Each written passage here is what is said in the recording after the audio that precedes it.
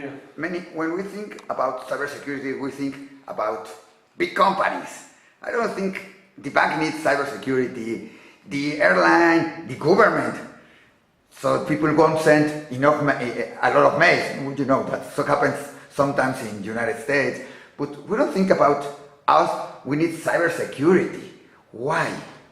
You know, this is a big problem because people don't take the necessary means in order to protect themselves. We see more and more cases where people's lives are being ruined.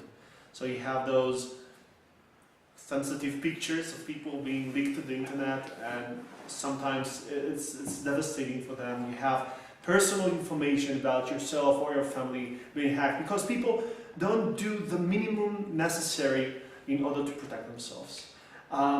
Because I think many people think that this is not a problem for me. Who wants to hack me, right? People think, nobody wants to hack me, I'm just a person. But this is definitely a wrong way to go about it, because people want to hack you. I'm not just specifically because it's you, because your information is valuable and they can use it either to blackmail you or to use it to make money in different ways. They can take your credit card, they can take your pictures. I heard today about a virus that goes already on cell phone. We don't need a antivirus in the cell phone. The cell phone they are not with Windows, so we don't think about it. But I hear today that there is a virus that goes inside and it's used to put qualifications and everything on other apps, to steal other. So do we have to worry about that in our cell phone? Definitely. You have to remember that your cell phone is the door to your digital life. Using your cell phone, you can access people's emails, their Facebook, their Twitter, whatever they have. And if I have access to your email account through your cell phone, I can actually reset the password on every other website there is. And people don't understand that. And some people don't even use a PIN code on their phones. And you told me you don't do that. That's a big mistake. The first thing you're going to do after we'll finish this interview is you're going to put a passcode on your phone. And as I told you, in 2-3 years you get used to it. So don't worry. I have it. I don't use it because I think that if somebody needs my phone, I don't want to put the number, and it's every time you want to take it, it's again the number and everything. It's really, that's for somebody not to get inside your phone. But somebody that wants to make a cyber attack, does it need my PIN? Does my PIN help not to them to get inside my cell phone? So the thing is that as long as everything is okay, you don't really need your PIN code. But as you said, we see more and more cases where hackers target phones, many times by physically stealing your phone. So the thing is, as long as nobody has access to your phone, everything is okay. But the moment someone physically stole your phone, that's that, game over. Because there's nothing to stop him.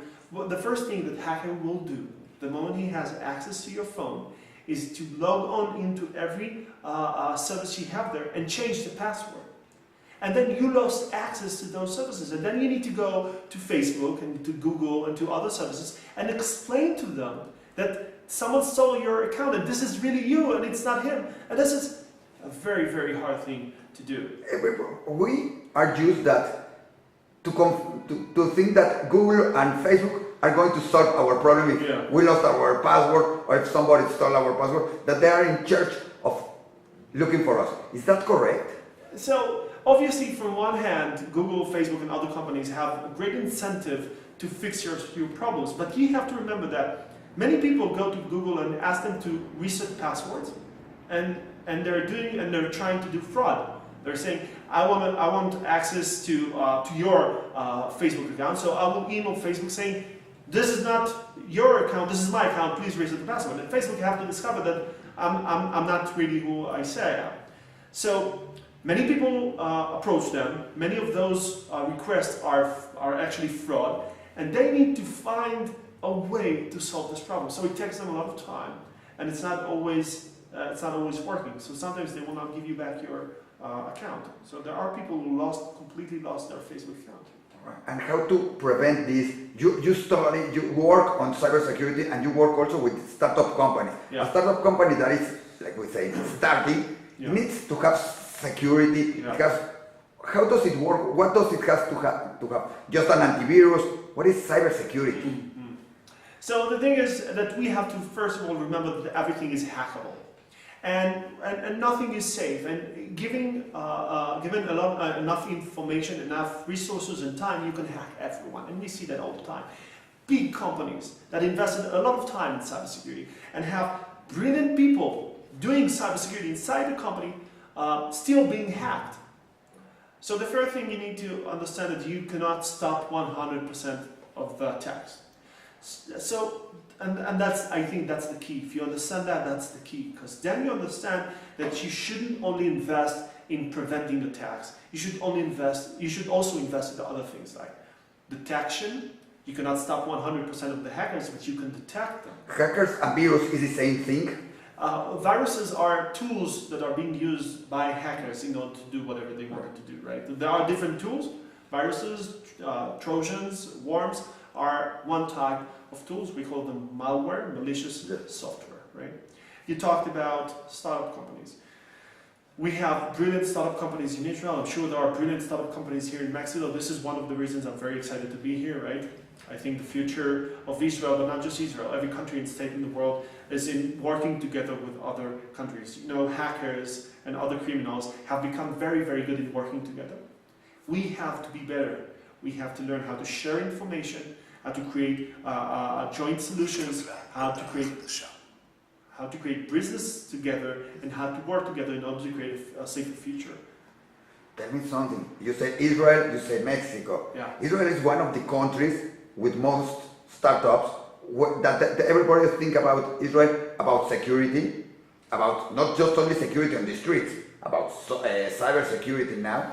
It's really that there is a department in the army, in the Israeli Defense Forces, that works only in cyber security or looking how to hack other countries, other places. Is that really that exists in the IDF?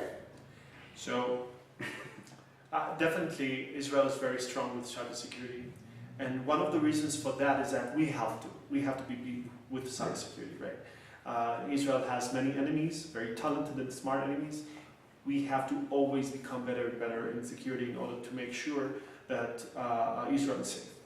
The Israel Defense Forces definitely have contributed a lot to create this ecosystem of cybersecurity, and like any other army, mostly in the Western world, but also in other places, the Israeli Defense Forces as units that deal with cybersecurity, right? So you know that, everybody knows that. The Americans has the NSA,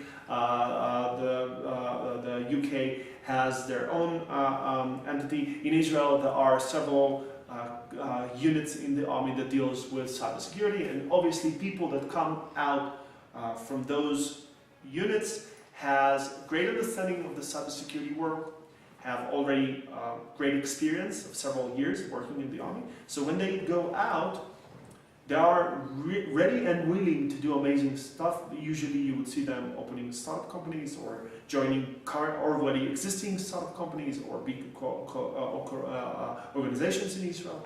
Were you in one of these? Were you in one of these units? I've been to the intelligence services in the Israeli Defense Forces for 7 years. My last position there was the head of the cybersecurity or information security department in the technological side of the intelligence services. What's the difference between the cybersecurity or the security on internet in Israel than in other countries? You have been advising many other countries. You advise the Israeli security. Yeah. What is the difference between that and many other countries? So in many ways there is no difference. We're all using the same systems. We're all using Microsoft Windows. We're all using Linux. We're all using the same systems. That means that the same tools, attack tools that will work on Israeli targets will work on Mexican targets in that sense. But there are differences in the threat landscape. So Israel's enemies are different from the enemies of Mexico, right? Their tools are different, their way they work and the way they think are different, their goals is different. So even though they will use the same ways and the same tools and the same techniques to hack us, they will try to achieve different things. And I think that the similar things, the group of similar things, is bigger than the groups of different things. This is why we have a great opportunity to collaborate, to work together. This is why the Tel Aviv University is here now. I'm representing the Tel Aviv University. This is why we're here. We're trying to find strong partners to promote this discussion and to think about how we can work together in order to create a safer future. When we think about cybersecurity, we're only thinking security, but cybersecurity can be to many other ways. Like you said, many people that work in cybersecurity came out to develop other startups. Some people say it came from that waste, that it came from that, many other things, from that unit in cybersecurity in the Tzava, in the army. Can you work in other places? Can you work thinking not only in security, work in developing any things, or how is it? So the question is, those people who go out from cybersecurity, can they work? I don't know, not just in security, because we're used that you work at cybersecurity, you're an expert in cybersecurity, you know about security, but you don't know, or can you be developing other things? Yeah, I'll tell you something. Definitely, you would see that people that work in the world of cybersecurity are very creative usually, and they can do other things as well, and they do. Not always. Not all of my friends from the world of cybersecurity has continued their work in the world of cybersecurity. Some of them became opened startups in different arenas. Some of them became doctors, right? Medical doctors. And also people outside of the world of cybersecurity can go into the world of cybersecurity, right? It's not, you don't need to learn for 30 years in order to understand the basic concept of cybersecurity, because cybersecurity is all about risks and understanding threat attacks and understanding adversaries. And many people have the ability to do that. So basically, what I would like to see is that I would like to see more talented people from other areas go into the world of cybersecurity, and more specifically, it would be great to see more women there, because we for some reason, and not good reasons, women usually don't go into the world of cybersecurity, and we're losing very, very smart people, right, that could have contributed a lot to this world. But we have the image of cybersecurity, we have the image from Hollywood and from the movies, and we see a lot of women there, and we see a lot of men, and we see only young people, and they told them, you have to hack this account, and you go, in 30 seconds you have already controlling the whole city, the whole planet, you can control. Is that really true what we see in the movies? Is that really what we can do? Or it's just a problem that it could be happening? Or So surprisingly enough, some of the things that you see in movies are real, right? So some scenarios can actually happen. Obviously, there's a lot of science fiction to it, right? So people have those 25 screens and they press on buttons and you see graphs and skulls and like crazy things going. Like hacking is a much more boring activity. So what you would see in the movies is like this beautiful hacker, has a super computer and he's pressing buttons. In real life, you would see this kid sitting in a room eating pizza and pressing on buttons, and from time to time he says yes. See this is it. So, but the world of cybersecurity is amazing, right? There are like crazy things going on. So you have the organized crime, you have people being killed and people being threatened, and in order for them to do something, to put a virus inside a computer, to connect something, to give the hackers something. You see governments use hardware devices and put exploit inside those hardware devices. You see amazing things that if you would have seen them in Hollywood movies, you would say it makes no sense. For you, which was your most excited moment doing cybersecurity or doing hacking or doing whatever? What was your most exciting moment? That's a very interesting question. The most exciting moment. I think that when I got nominated, when I got my position in the army as the CISO of the technological side of the intelligence services, that was a very exciting moment to me. I've went to do officers training for 6 months. I came back as an officer. I was very excited about that. I got my position there. And then for 3 years I did that.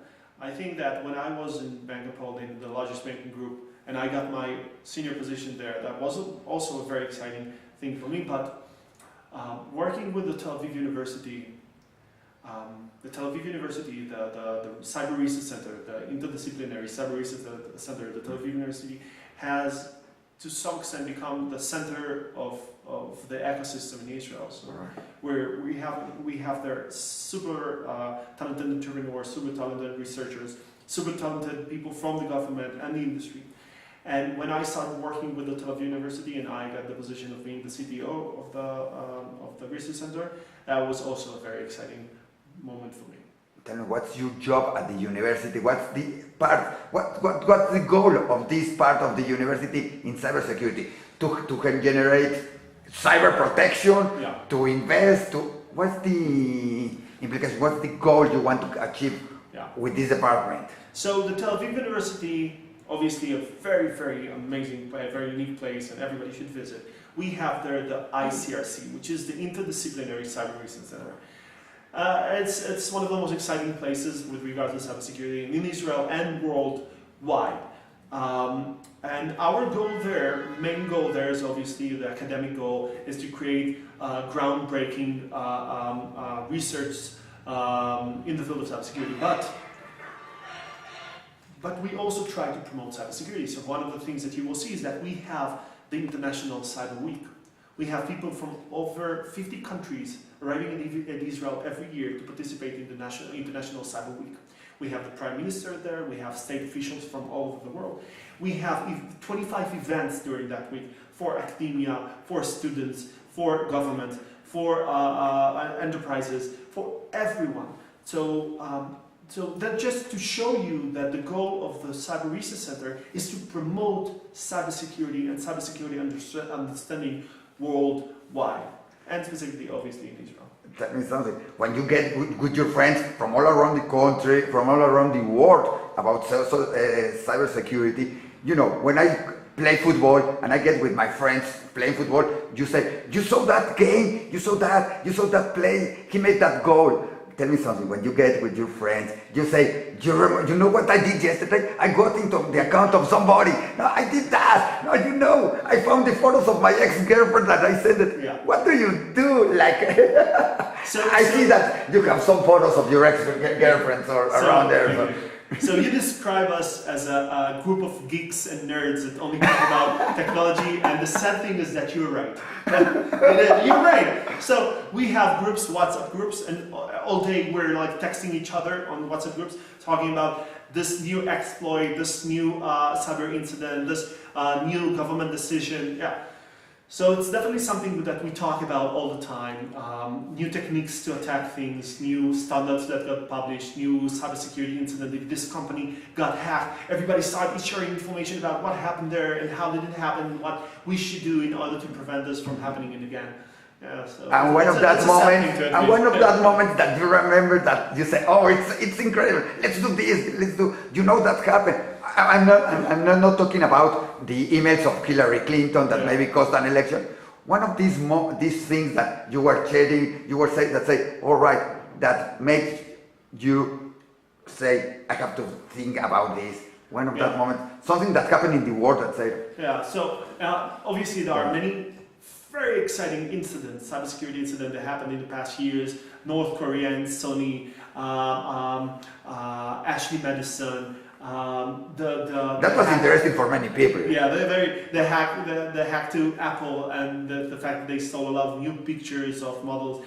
Super exciting things that all of them got a lot of led to a lot of discussions in Israel. But I think one of the most interesting events that happened in the past few years is, and that's just one example, right? I'm not saying it's the best of the best. It's just one of the old Edward Snowden events. Right? So obviously Edward Snowden stole a lot of information from the NSA and published it on the internet, and in that he actually revealed a lot of information about how the NSA is achieving what they're doing, and their techniques and their tools and their goals. And in many ways Edward Snowden changed the world, because people started talking about privacy. Suddenly everybody knows what privacy is and what are the problems in the world of cybersecurity. So that was very exciting times for us. Is there really a privacy? If you say, I don't want you to see my things, I send it to that. Is that really happens? When I say to Google, because everybody will say to Google yes, and we say to Facebook yes. Is that really somebody says, I don't want you to share my information, I don't want to look at my information. Yeah. It really happens that we say no, and they don't do look at it. It's, definitely, a lot of people talk about the end of privacy, but you know what, this is far from being true. The fact that you have sensitive pictures on Google doesn't mean that any of your friends can see them. And the fact that Facebook knows a lot of things about you doesn't mean that your doctor knows those things. And the fact that your doctor knows those things doesn't mean that means that Facebook knows those things. Obviously, we're losing more and more of our privacy willingly. People give their privacy freely to companies like Facebook, Google, and others in order for those services to be free. So the reason Facebook, Google, and other services are free is the fact that we're giving them our privacy, right? Yes. So people are willing to give privacy in order to get free things, services. Yes. Yeah. We prefer free than... Yeah, exactly. And even those people who always yell, privacy, privacy, we don't want anyone to use our information. When you give them the option and you tell them, you know what, okay, I'll make a deal. Well, let's make a deal.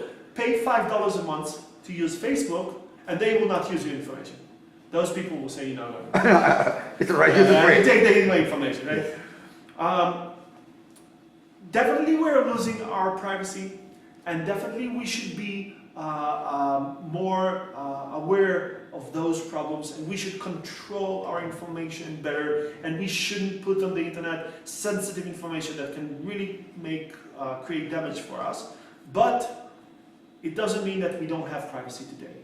We have different kind of privacy, and we redefined privacy, and we have to understand the differences between how we considered privacy 10, 20 years ago to compare to how we perceive privacy today.